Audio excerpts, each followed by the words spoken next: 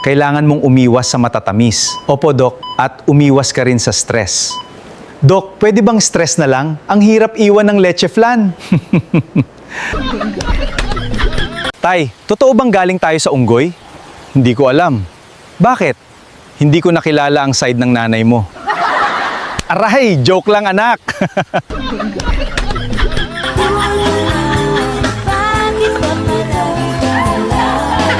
Lasing ka na naman!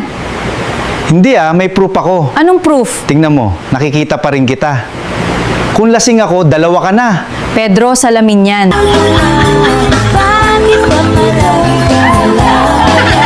Sir, paano natin gugupitin? Yung pogi po, okay?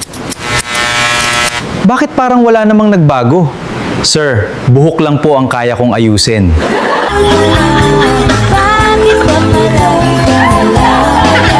Juan, paki-translate sa Tagalog.